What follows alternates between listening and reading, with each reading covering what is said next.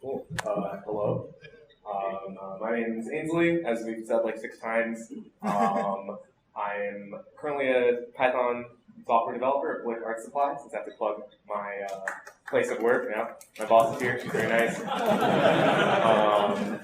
This is also my first Chippy talk, and my first talk as a professional software engineer, so quick.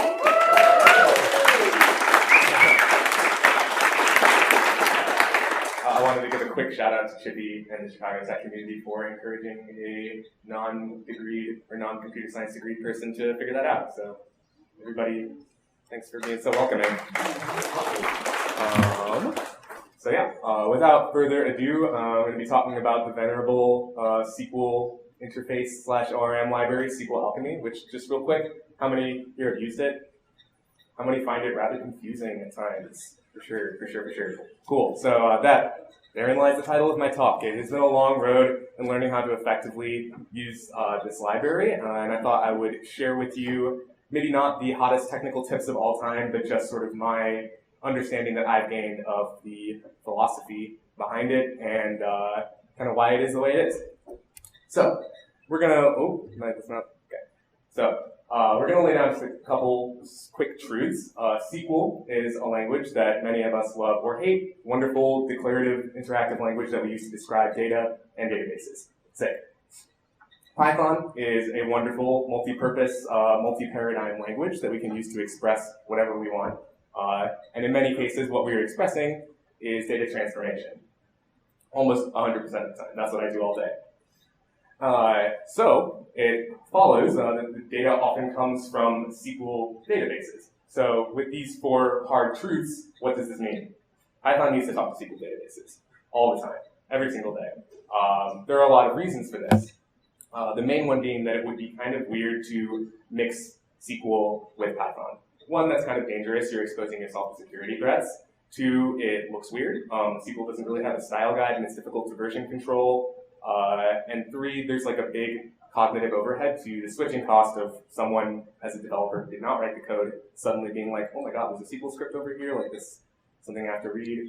No one likes reading, so we need ORMs and stuff.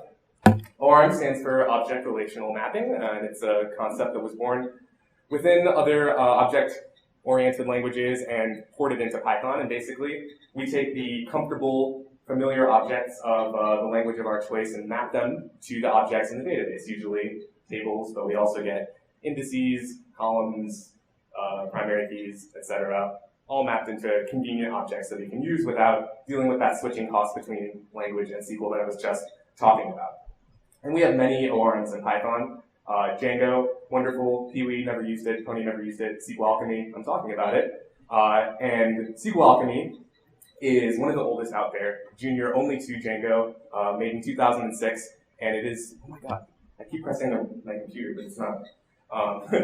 It's, super powerful, and like the things that you can do with it, much like SQL, borderline are arcane. Like it gets super crazy, the things that people do with this, and because there are so many different ways to go about stuff that you can sort of mash together, you can end up with a lot of weird patterns. So SQLAlchemy actually offers us 2.5 ways of doing stuff. We have 1/2 of the library, SQLAlchemy ORM, which is an ORM. SQLAlchemy Core, which is, I guess I'll call it like a SQL composition library. It's a collection of functions that you can use to create familiar SQL constructs. And then there is headless SQLAlchemy Core, which I just made up, where you do not have any models or table instances in your code base that represent your database. You're just reflecting in data from an already existing database. So you're unlucky and you don't have control over the remote database, but you still want to manipulate it with Python. That's headless SQLAlchemy. And that's actually how I learned a lot of this stuff, was through using it in that way. So learning SQLAlchemy definitely maintained quite a few bumps and bruises. Found myself battered at times, but I did figure it out. And if anybody has questions or is feeling battered and bruised by my code samples, please say, I'm feeling battered and bruised by these code samples, and we can go back to it. So, really quick, before we start touching on any conceptual stuff, we're just going to look at first what ORM SQLAlchemy code looks like, and then what core SQLAlchemy code looks like. So, right here is a quick table definition. just so everybody knows, all of our data samples are going to be about bakers and the bread they like to make. So here we see a class, baker, sending a base class, which we'll talk about in a little bit. Table name is in a magic property. It's baker, unsurprisingly. We have 3 attributes that are going to get mapped to columns in the table. And since this is an ORM, we're afforded wonderful conveniences like a repr function. So we can have a pretty way to spit out the name and preferred pronouns of a baker when we're interacting with them in the shell.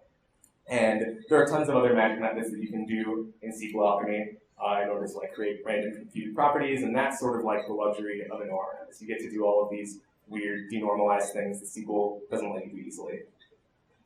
Still in SQLAlchemy ORM, this is an example of what it is like to insert data in. Do these, does this syntax show up well? I don't want to see these. Okay, for sure. So here we have a list of 4 lists, just names and their pronouns.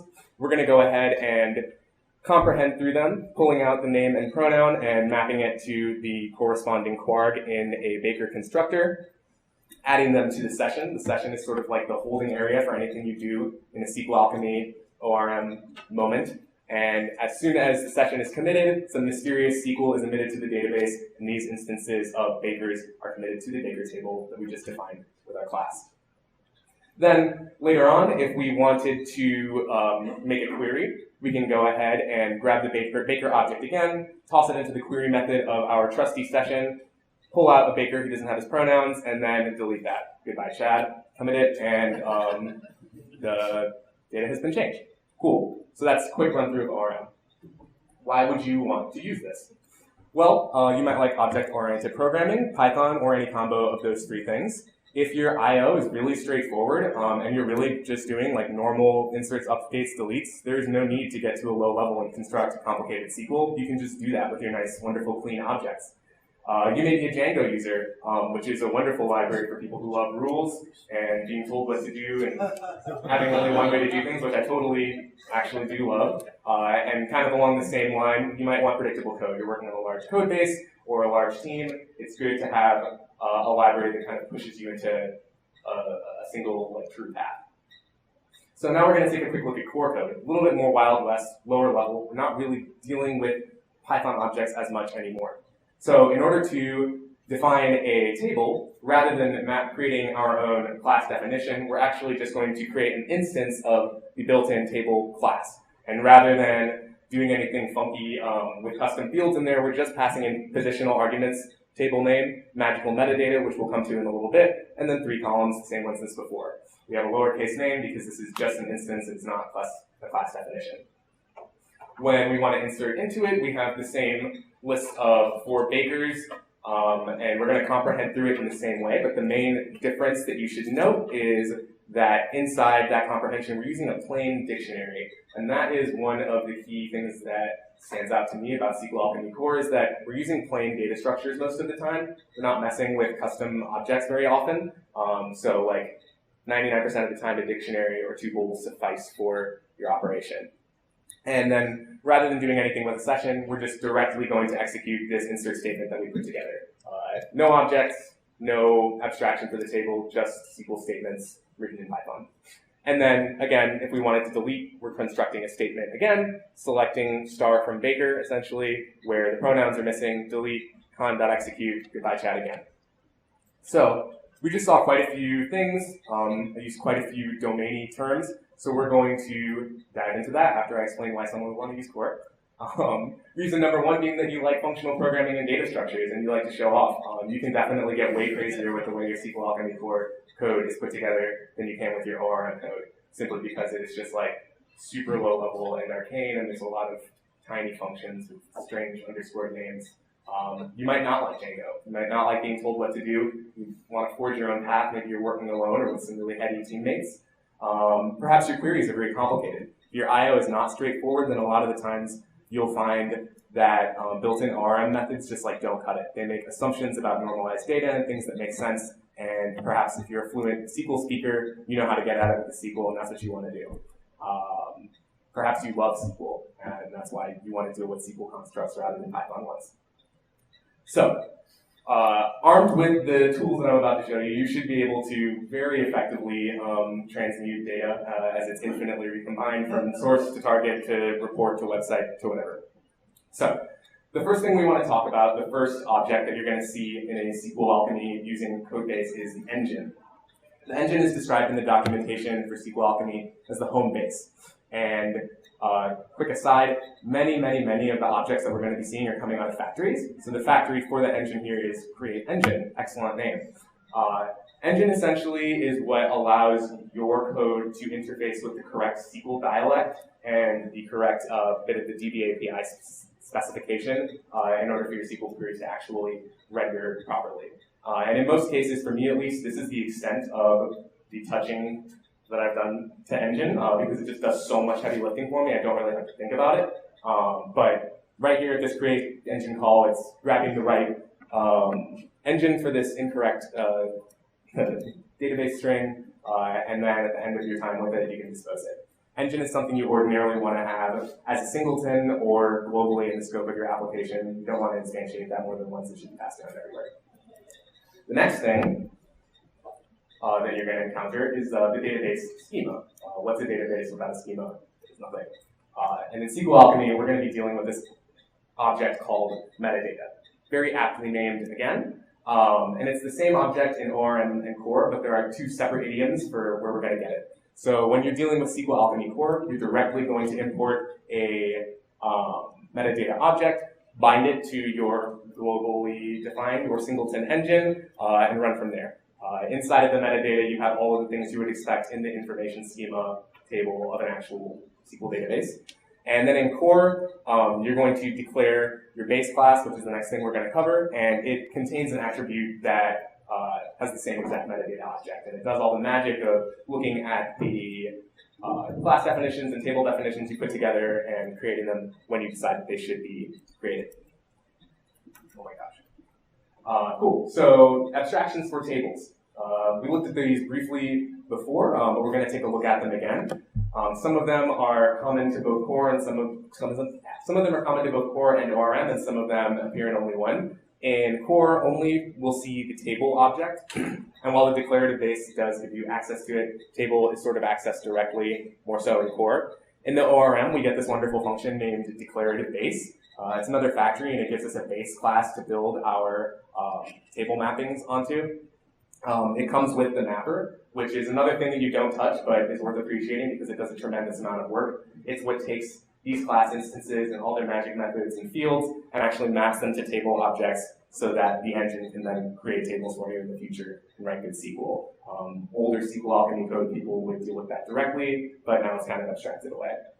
And then common to both types of SQLAlchemy code is the column, a nice little class for building columns in a super predictable way. I've never really had an issue with it, and it provides very nice features like totally abstracting away, like creating triggers and defaults and whatnot with its quarks. Really great little class there. And then finally, if you were doing headless SQLAlchemy, once you have reflected objects in from your database, you can access them inside of the tables dictionary, the indexes dictionary by name, and you'll spit out a table object and be able to interact with it, just like regular Core code. Did I lose anybody yet? Cool. So, this is an example of a table definition, again, in SQLAlchemy ORM. We've kind of gone through most of this before, but the addition that we have is that specialties field. This is another really great example of like what ORMs are and what they're for. This relationship function is creating a relationship between this object, the baker, and the bread object, which represents a table of bread and different types of bread. There's a many-to-many relationship between bread and baker, represented in the table called baker specialty. And it basically just lines up what is a baker good at creating. And this back populates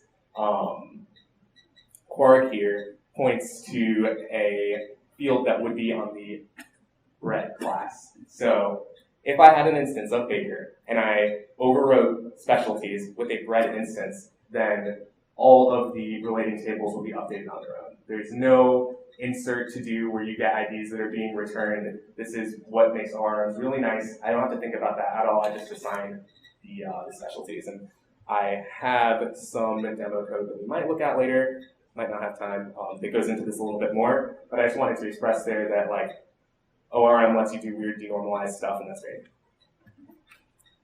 Here's a table definition of the exact same table in Core. Note the significantly lower line count because we don't have any of those nice magic features. We don't have a repper, we don't have a table, well, we do have a table name, but we don't have any magic properties. We don't have that wonderful relationship. If we wanted to insert into this and then create a specialty, we would also be doing inserts over in bread and bigger specialties. So it's a lower level operation. It's like writing a regular SQL definition. And then if you were headless, you would simply reflect in the database that was represented in your engine connection. And again, an engine connection is just like a regular connection string, so that'll have your database and your schema and whatever. So anything that was already defined in that table will get yanked into metadata, and you'll have access to it through various attributes thereof. Cool. So this is where things start to diverge a little bit more, connections and transactions. There's pretty distinct ways of going about it in Core and ORM. So in ORM, we're almost exclusively going to be dealing with the session, which is born from the session maker factory. The first bit of, like when you get a session class out of the session maker, you're going to want to keep that global and pass it around and not wake it up until you're actually making queries. We wake it up by binding it to the engine, who is also global locally inside of some query method or function that you have also in your code base. When you're dealing with, and it has some notable attributes. So going down the line really quick, add is how you would stage a single object for a database transaction. So that could be something you're about to, well, it is always something you're about to add to the database. So like a new instance of some row in a table. Add all lets you do the same thing but in batches. Delete queues up delete operations. New is a property that shows you anything that has been added since the session was opened, which is another super cool ORM thing. So you have the option to start and roll back transactions in case you don't find yourself satisfied with them when you query the new ones. Dirty is a cool attribute that lets you look at anything that has been mutated since this session has been opened. Very fun. And then commit is what takes all of your fun class and object logic and mysteriously admits SQL to the database. So you're kind of free to play around as much as you want until commit is called, and then it's sort of set in stone. When you're in Core, we have a much more Spartan setup. So we deal with a connection rather than a session, and that basically just takes SQL statements and directly executes them. So you build a SQL statement with Python, pass it to the connection, get submitted to the database, and execute it. It's almost like working in a, in like PG admin or whatever. And then when you're done, you close it. There are some lesser known things going on in there, such as the transaction. Transaction is, I believe, the base class of the session. And it allows you to do the same sort of like deferred execution where nothing happens until you commit. And then there is the raw connection available, which is for barbarians who want to write direct SQL in their code. We don't like the raw connection. So that's how you connect and interact with the database in Core. There's a lot less going on.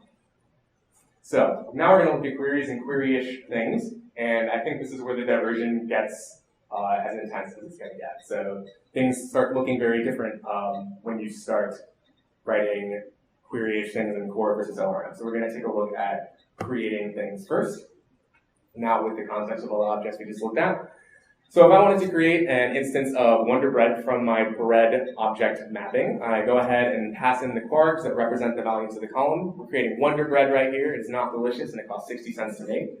When we add it to the session, it is queued up to get sent to the database. And the way I like to think of the session is like as a cutting board. So I'm like chopping up all my beautiful vegetables from the farmer's market, and until I toss them in the wok or the cast iron pan or whatever, nothing's going to happen with it. So currently it's in the staging area. And a couple lines below, after I've session added my Wonder Bread, I go ahead and overwrite the name. So I've mutated it. And if this were running code, I could call session dirty and see that this particular instance of bread has been messed with. And then finally, when I hit session commit, then the mysterious SQL gets emitted to the database. So what's worth noting here is that we didn't really look at anything that resembles a SQL construct. We made an instance of a Python class, we added it to something called a session, put it on the cutting board, and then we called commit. And somewhere inside of commit, SQL happened, but we don't necessarily have to know that. In core, it's a little bit more verbose to create something. And we're constructing statements rather than objects. So, bread here is an instance of table, which I would have imported somewhere else from SQLAlchemy. And in order to insert it, I call the insert method. The insert method returns an instance of the insert class, which has a method on it called values, which I can pass in the values that I'm looking to insert. Here it is a dictionary representing the same data that I passed into bread quarks before. And then I execute the statement, and it's done. I can't undo it. I didn't have any staging area. I just submitted that SQL directly to the database. And there's actually cool tricks where I could have rendered the SQL of that insert statement before doing so to spit it out to a log or interactively, which is one of the cool things about core. That's a little bit less straightforward to do in ORM, although it is possible. Next, if I wanted to update the name of that bread, rather than simply overwriting a class attribute, I actually have to construct something that resembles a SQL update. So the bread table instance has an update method, which returns an update class, which has a where method, where I can specify a condition under which I would like to update. In this case, it is where the bread's name column equals wonder, and you notice that there's that little C attribute that's an alias for the column attribute, and it's super annoying. You forget it all the time when you're writing core code. And where that condition evaluates true, I would like to change the value to wonder bread because I put the wrong name in at first. I execute, and then it is set in stone, and I cannot undo it. So the main thing to note here is that the abstraction was not some class that I came up with, it's actual SQL statements. So this is not necessarily for the faint of heart if you're not SQL fluent. That was my first language, so I really gravitate towards core, but I've seen other people feel very differently. Here are some more complicated queries using now ORM and in a moment core. So I want to query my database for talented lady bakers. I grab my session object, call the query method, which emits a query class. I pass in the class attributes of the bread class that represent the columns I want. So this is basically saying select name and, bread name and baker name from a join from the baker class through the bridge specialty table to bread, filtered on whether or not the bread is delicious and the baker's pronouns are she, her. And that last method there is sort of like our connection.execute. If I were to just keep that query instance, nothing would happen until I called all, at least on the database side. So this will give me a nice list of, let's see, query instances that contain the names of the bread and the baker. In core, it looks a little bit different. So again, a little bit more frighteningly nested, and we're constructing a statement instead of a query object. So here we want to build the join first, just because it gets even more unwieldy if you don't do so, and that's just sort of idiomatic from what I've seen on the internet. So again, same join from the baker table through the bridge baker specialty to bread. All of these are left joins by default, right? Yeah. And then we're going to construct our select statement, where select is a function that will return a selectable class instance, takes in its constructor there a list of column names, again asks us with that C alias. We tell the select where to select from, it's from the join, and then specify our where criteria. And if you noticed in the previous slide, we just passed in two criteria to that filter function, because it's not a where clause, it's a filter. So you can kind of pass in criteria as a different mental model. When you're doing a where clause, you can't chain things together unless you use the and function. So this is coming back to how closely core wants to be like SQL.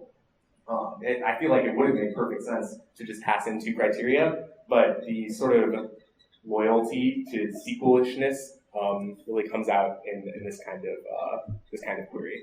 And then once you have your statement, you can execute it and fetch all the results from it, and you get that same list of all of the talented female bakers in your database, all once you make delicious bread. And both of those would have emitted this SQL if we actually rendered them. So just wanted to demonstrate that it's sort of the same thing in both directions. So what do we make of all of this? We just covered a lot of random constructs in this library. Well, what I make of it on the ORM side is that ORM is an ORM. It's kind of what you'd expect if you've worked from an ORM in the past. There are fantastic conveniences afforded with it, including spanning relationships really easily, dealing with the I/O of data that spans multiple tables in a normalized database. It's much easier to put in business logic because you can add methods to your classes that return data in ways that SQL really wouldn't want to on its own, and because it's a little bit more rigid and it's a different mental model, your code becomes much more consistent across the code base. Like, people don't get that much latitude to be clever. Core is almost SQL. That's sort of the value of it. If you are a SQL head, then that's what you're going to gravitate towards immediately. Like, if you're working alone and you're a data scientist and that's just like what you've been doing, Core will come way more naturally to you than ORM. It's just kind of speaking from my own experience. And since it's such a low-level tool, you can solve problems in pretty creative ways. Like, you can get pretty wacky with the way you are assembling your like where criteria and stuff, and the way you are putting together your statements conditionally. So in the situation where you're dealing with sort of a Wild West database, you have a lot of latitude to really, I don't know, flex while you wrangle it. But both of them probably have a place in your code base. It's totally normal to see both of these types of code floating around. In fact, at Lick, I see them both floating around all the time in one of our APIs. So it is possible to combine these different ways of things. Like, you can have ORM models in your code base and still use the metadata to reflect in tables and treat them like Core. And I think that is the crux of what makes SQLAlchemy really cool, is that when you get up against something super complex, there's like a whole tool set available to you to kind of confront that complexity the way you would if you were writing that lower level SQL. And when there is not complexity, then you can have all the niceties of an ORM. And I think that's that. Thank you for listening. Find me on Twitter, on GitHub. Does anybody have any questions? Yes. Yeah, so you mentioned security threat earlier. Yeah. What about SQL injections? Yeah, so I know how to use the phrase SQL. Let me give you the mic. I have a mic. He has a mic. Yeah, so you mentioned security threats earlier. I was just wondering about SQL injections. Oh, for sure. Yeah, I was going to say that I know the two words SQL injection, but I barely know what that means. I just know it's that. Any other questions? Yeah. Sorry. Are you a full metal SQL alchemist? I am. Absolutely. Call me Van Valentine. Anyone else? Yeah. You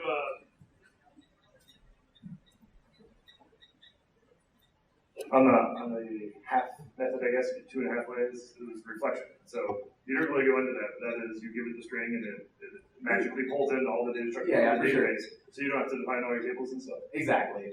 So you are in a situation where you have not created an application database. Let's say it's just like a pre-existing analytics database at your company, but you still want to expose that information through like a Flask app. You don't have to go through the trouble of creating models if you're not in control of the database anyway. So when you create an engine, you have your connection string. When you call metadata reflect, it almost exactly takes the information schema table from the database and pulls it into a workable Python object. And that works in both Core and ORM? Technically no, because ORM kind of focuses on the creation of these mapping classes. So if there's nothing to map to, then you don't get to use like session and whatnot. Thank you. Any other questions? One more question?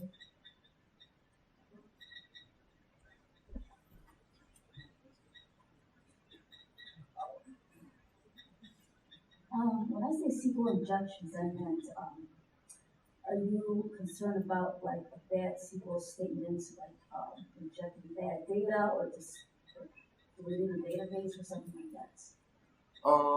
So from my limited understanding, I believe SQL injection tends to happen mostly when SQL is written by humans and sort of like templated out. So I want to say that the whole point of libraries like this is that when the SQL is generated by a machine, the injection isn't a problem anymore, but I would love if somebody who knew more than me could help out. I think this guy thumbs me up. And then one more plug before I step out.